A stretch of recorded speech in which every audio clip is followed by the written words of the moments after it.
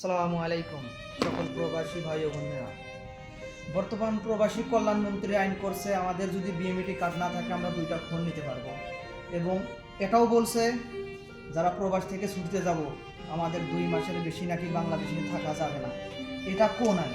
আমাদের টাকায় দেশ চলে, আমাদের টাকায় ওদের ফ্যামিলি চলে, ওদের আইন তো মানা যাবে না। সব কথাই আছে আল্লাহ ছাড় দেয় ছাড় দেয় না, ঠিক আছে? আমরা ব্যাংকে টাকা দেওয়া বন্ধ করবো সকল প্রবাসীরা, এবং প্রবাসী ভাবিরাও এটার জন্য একটা পরিকল্পিতভাবে কী করবেন সরকারের কাছে 2 মাসের জন্য আমার হাজব্যান্ড কেন দেশে আসবে, তার ইচ্ছা মতো আসবে, তার ইচ্ছা মতো যাবে। আমরা তো সরকারের আইন বা সরকারের কোনো কথা সব কিছুই মানতে পারবো না। আসলে এটা ঠিক না। আমরা আমাদের ইচ্ছায় 5টা ফোন এটা এমনকি আমাদের ব্যক্তিগত ব্যাপার। এবং প্রবাসী কল্যাণ মন্ত্রী এটাও বলছে সৌদি আরব জেদ্দা বিমানবন্দরে নাকি প্রবাসীদের লাগেজ এসব ভণ্ডামি বাদ দিতে হবে। ভণ্ডামি বাদ দেন। সৌদি আরবে এরকম কোনো আইন নেই।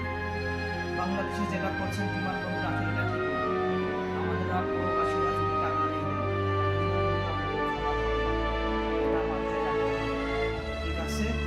সকল প্রবাসীরা এখন 12 দফা দাবি মানতে হবে।